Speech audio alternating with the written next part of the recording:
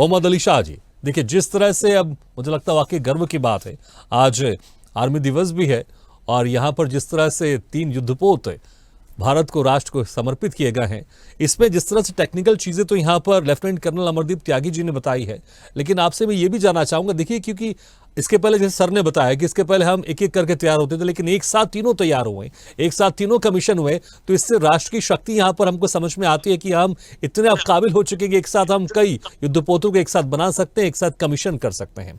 Technical चीजें भी आपसे जानना चाहूंगा, क्योंकि और यहाँ पर इसमें और क्या बेहतर यहाँ पर दिखाई दे रहा है, क्योंकि हम देख पा रहे हैं कि सभी में स्टील्थ टेक्नोलॉजी शामिल है, क्योंकि अगर आप दुश्मन से छुपे रहेंगे तो आप उतने ही ताकतवर रहेंगे।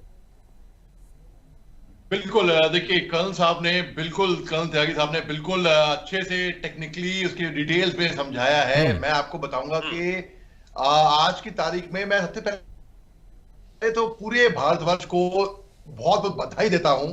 आज आर्मी डे भी है 15 जनवरी, तो very very happy army day. और हमारा खानदान पिछले 200 सालों से फौज में खिदमत कर रहा है, तो बड़ी खुशी की बात है। हमारे खानदान में भी, हमारे परिवार में भी जश्न हुआ है। प्रधानमंत्री मोदी साहब ने 3 शिप्स का आज इंडक्ट किया, INS सूरत, INS नीलगिरी और INS वकील। अब जैसे कि कर्नल साहब ने बताया कि INS सूरत जो है वो 4th और फाइनल शिप है of the P-15B guided missile destroyer project. Rank करती है लार्जेस्ट, सबसे बड़ी और सबसे सोफिस्टिकेटेड डिस्ट्रॉयर है पूरी दुनिया की। वो make in India indigenous content है। 75% उसका जो इक्विपमेंट है, उसके जो पार्ट्स हैं, वो state of art weapon sensor packages और एडवांस नेटवर्क सेंसर केपेबिलिटी में है। फिर और जो INS नीलगिरी है वो पहली शिप है P-17A स्टेल्थ फ्रिगेट प्रोजेक्ट की। वो के डिजाइन हुई है कि जो इंडियन नेवी की जो वॉरशिप डिजाइन ब्यूरो है, जो कि इनकॉर्पोरेट और एडवांस फीचर्स के साथ, जैसे कि इनहैंस सर्वाइवबिलिटी, सी कीपिंग, स्टेल्थ यानी कि छुपाव, जैसे कि कैमोफ्लेज कंसीलमेंट होती है फौज में, एयरफोर्स नेवी में, जैसे कि आसमान में स्टेल्थ नजर ना आए, रिफ्लेक्टिंग जो नई जनरेशन, नई आगे की नई पीढ़ी है, और जो इंडिजिनस फ्रिगेट्स हैं, तो और जो एक INS वकील जो कि सबमरीन है, वो 6th 6वीं, और जो फाइनल जो आखिरी सबमरीन है P-75 स्कॉर्पियन प्रोजेक्ट की, जो कि रिप्रेजेंट करती है कि हिंदुस्तान की जो ग्रोथ एक्सपर्टीज है, जो सबमरीन में कंस्ट्रक्शन और जो कंटिन्यूड कोलैबोरेशन करते हैं जो नेवल ग्रुप्स के साथ, फ्रांस के साथ बेसिकली।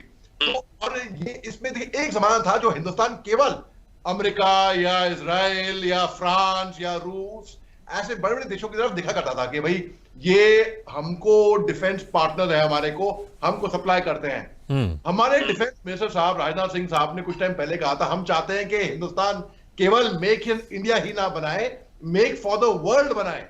और आज की तारीख में हिंदुस्तान एक ऐसे स्तर पर पहुंच गया है जहां पर हम फिलीपींस और अन्य देशों को हम डिफेंस इक्विपमेंट सप्लाई करते हैं। तो हिंदुस्तान के लिए बहुत तरीके की बात है और बहुत खुशी की बात है, और खास तौर से हमारी इंडियन नेवी के लिए मैं बहुत बहुत शुभकामनाएं और मुबारकबाद देता हूं।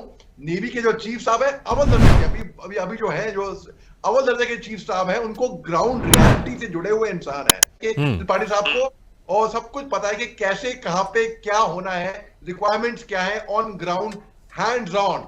एडमिरल त्रिपाठी साहब को तो वो गौज कर जाते हैं नेवी की जो रिक्वायरमेंट्स जो हैं। तो प्रधानमंत्री मोदी साहब ने जो आज उद्घाटन किया है 3 नेवल शिप्स का, भाई सीना चौड़ा हो गया फख्र से, 56 इंच का सीना हो गया, ये बोलूंगा। बिल्कुल, मुझे जिस तरह से हमने देखा है मोहम्मद अली शाह जी, पाकिस्तान चाइना से कुछ ऐसे सामान इंपोर्ट करके, डिफेंस इक्विपमेंट जो कि चाइना में बहुत बार पुराने हो चुके रहते हैं, हमने कई बार खबर इस पर डिबेट भी की है, वो वहां से इंपोर्ट करके भारत को ताकत दिखाने की कोशिश करता है। लेकिन मुझे लगता है पाकिस्तान को यहां पर समझ में आ गया होगा, क्योंकि सिर्फ भारत ताकतवर ही नहीं है बल्कि ताकतवर चीजों का निर्माण करना भी जानता है। इसलिए जिस तरह से ये जो 3 युद्धपोत राष्ट्र को समर्पित हुए हैं, तो मुझे लगता है पाकिस्तान को समझ में आ गया होगा कि भैया हम तो सिर्फ पड़ोसी देश से वही पुराने उनके जो सेकेंड हैंड सामान इंपोर्ट करके हम खुश होते हैं, भारत तो यहां पर अपने दम पर 3 युद्धपोत का निर्माण कर रहा है, एक साथ कमीशन भी कर रहा है। और मुझे लगता है सिर्फ ताकत के साथ निर्माण के जो हम दिशा में भी आगे बढ़ रहे हैं, मुझे लगता है शायद आने वाले दिनों में जो एक्सपोर्ट को लेकर लगातार प्रयास किए जाते हैं, क्योंकि पहले हम बहुत सारे डिफेंस इक्विपमेंट इंपोर्ट करते थे, लेकिन धीरे धीरे हम यहां पर एक्सपोर्ट करते जा रहे हैं उस दिशा में। मेक इन इंडिया जो 3 युद्धपोत हैं, बड़ा एक अग्रसर है, एक बेहतर कदम यहां पर साबित होंगे। बिल्कुल दुरुस्त फरमाया है आपने। देखिए, जब 71 का युद्ध हुआ था हम्म। हिंदुस्तान और पाकिस्तान का, तो मेरे फादर ने भी इसमें हिस्सा लिया था। लोंगेवाला साइड में वो डिप्लॉयड थे, उनकी पलटन के साथ वो बड़े बहादुरी से पूरी पलटन लड़ी थी वहां पे लोंगेवाला में। सबने बॉर्डर फिल्म देखी होगी, तो वो बैटल ऑफ लोंगेवाला के बारे में है। उस टाइम पे एयरफोर्स आई थी, और जो कि पंजाब रेजिमेंट के बहादुर जाबाज वहां पे कंपनी थी, वहां पे आर्टिलरी के भी ओपी अफसर थे उनको बचाने के लिए। उस टाइम पे बहुत कम लोग ये बात इसके बारे में जिक्र करते हैं कि 4 दिसंबर को नेवी ने कराची की पोर्ट को बर्बाद किया था, तहस नहस किया था। और मैंने एडमिरल विष्णु भागवत साहब की किताब है जो उनके बेटे की तरफ से मेरे को गिफ्ट की गई थी, उसमें बताया है the man who bombarded Karachi. तो कराची का तहस नहस हो गया था। और जो जिस तरीके से पाकिस्तान की टैंके लोंगेवाला में, पाकिस्तान के पोर्ट में उनकी शिप, उनकी जहाज, उनकी शिप्स की जो होलियां खेली गई, मजा आ गया था वाकई में।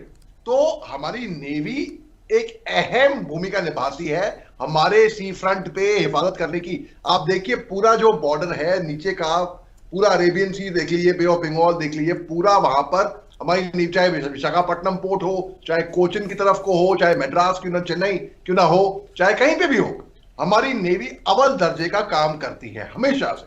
और ये एक रिवाज रह चुकी है। हमारी हमारी सारी तीनों सेनाएं बड़ा अच्छा काम करती हैं, और ये तीनों एक पार्टनरशिप में काम करती हैं। तभी तो CDS, chief of defence staff जो अपॉइंटमेंट है, इन टैंडम, क्योंकि कभी भी कोई भी एक युद्ध अकेले नहीं लड़ा जाता कि भाई फौज जमीनी की लड़ाई लड़ेगी, ठीक है, हवाई लड़ाई और पानी की लड़ाई। आप देख ही लीजिए, हिंदुस्तान एक अहम भूमिका निभाती है क्वाड में। क्वाड बिल्कुल।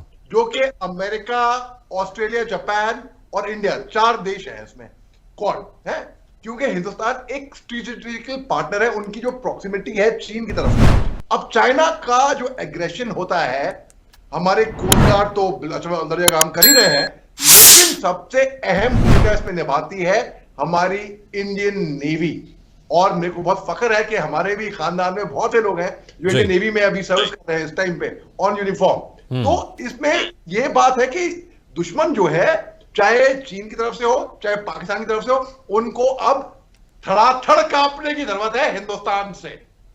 बिल्कुल, इसमें कोई शक नहीं। वो भी जब भारत की अगर बात करें तो जब वो 3 साइड से अगर पानी से घिरा हुआ, और उस वक्त जिस तरह से लगातार हमारी नेवी मजबूत होती जा रही, तो बिल्कुल सही कहा आपने, यहां पर पाकिस्तान को कांपने की आवश्यकता है। और एक चेतावनी है चाइना के लिए कि अगर उसको लगता है कि वो अपने आप को डिफेंस में बहुत मजबूत समझता है, तो इसको भारत को कम नहीं आंकना चाहिए। कि भारत, जिस तरह से प्रधानमंत्री नरेंद्र मोदी ने कहा था कि हम किसी भी देश को हम नजरें नीचे करके या नजरें ऊपर करके नहीं देखते, आंखों में लाकर हम देखते हैं, तो चाइना को समझना होगा कि भारत उतना मजबूत हो गया है कि चाइना को अब मजबूरन आंखों में लाकर सोचना होगा, और जो उसकी विस्तार नीति है उसको यहां पर कंट्रोल करना पड़ेगा, क्योंकि भारत अब इतना मजबूत हो गया है कि जब चाहे वो चाइना पाकिस्तान के साथ एक साथ मिलकर दोनों को तहस नहस कर सकता है। और अब तो त्रिकाल जुड़ गए जो दोनों के लिए काल बन गए। बहुत बहुत शुक्रिया आप दोनों मेहमानों का, लेफ्टिनेंट कर्नल अमरदीप त्यागी जी और मेजर डॉक्टर मोहम्मद अली शाह जी, शुक्रिया हमारे इस खास चर्चा में शामिल होने के लिए।